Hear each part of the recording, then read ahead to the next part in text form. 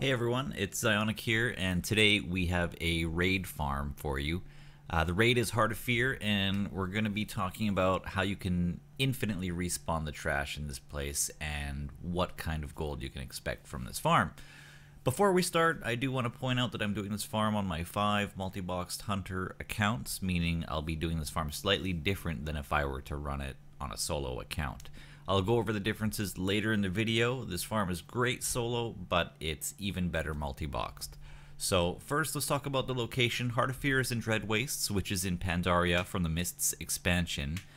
And if we jump right into the farm, the first thing you need to do once you zone into the instance, like you see me doing right now, is bring all of your multi-box accounts to where you'll be farming inside the instance, which is right before the first boss, Imperial Zorlok. And remember, you don't want to party invite your multi-boxers. I speak from experience. You want to zone them all into their own raid IDs so that you get more loot that way. Now, I found if I park all my tunes right on the platform here, I can pull 3 packs of mobs on all 5 accounts without moving a single inch. Loot them with Fetch or Looterang, reset the instance with this macro script right here, and rinse and repeat. It's really as easy as that. I just stand in one spot, reset the instance, more mobs come up, rinse and repeat. So what does this macro do?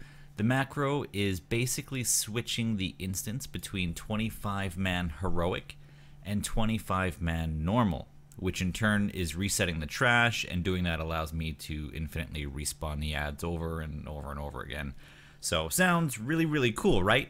However, there is a small catch. You can only reset the instance this way once every 60 seconds, so once a minute, which isn't bad, but you will find yourself killing the ads slightly quicker than that, causing a little bit of downtime. But resetting the instance 60 times per hour is still a ton of mobs and a ton of loot.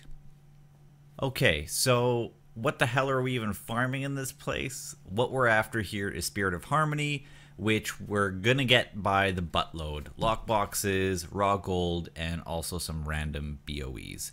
I did put in a solid hour into this farm on these 5 multi-box hunters, and these are the results that I got after my hour. I got roughly 8,200 raw gold from just raw gold drops, and also vendoring all the greens. I got 94 spirits, which is crazy awesome, a bunch of lockboxes, and I got really lucky and somehow snagged 31k worth of random BOEs worth over 2k a piece. Also, please keep in mind that these numbers are very specific to multi-boxing and the pulling method that I'm using here.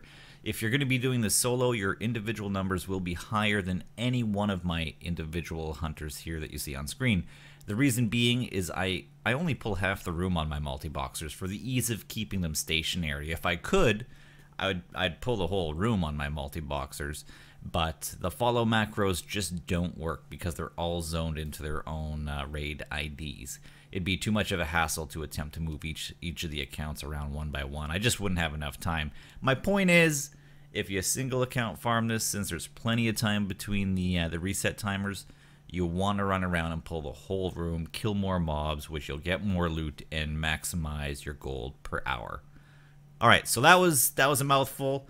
I bet you guys are thinking this video is pretty much over, right? Shut it off. Well, it's not. It's not. Alright, we haven't added our dash of Sharer Spice yet, so if you want to make more gold than just selling this stuff on the auction house, then I suggest trading them into various ore at the Spirit of Harmony vendor, Crystal, right here in Shrine. You can trade 1 Spirit of Harmony for various stacks of Pandaria crafting materials. So just looking at EU region market values, straight up trading the spirits in for ore is actually going to make you a profit just doing that alone. And in addition, the Ghost Iron ore might not look profitable using that turn-in method, but it can be if you smelt the ore into bars. Then it's roughly 50 gold profit per turn-in, depending on your server. And another tip on the turn-ins here, if you trade your spirits in for some white trillium, black trillium, ghost iron ore, and also some golden lotus, you can then prospect that ore, which will give you gems. Then you can transmute the uncommon gems into rare gems, and if your transmute spec on top of that on your Alchemist, you'll get an extra 20% from procs too. These rare gems that you get, they can be used to make the Legion enchanting illusions and the jewel crafting panther mounts, which are very, very profitable. And the last tip here, you can also bypass your daily cooldown for living steel and make thousands of them by using your Spirits of Harmony to buy white and black Trillium, then using the Riddle of Steel transmute on your Alchemist to make as many living steel as you have harmonies, basically. This is probably going to be the most profitable thing to do with your Spirits of Harmony, so please look into this.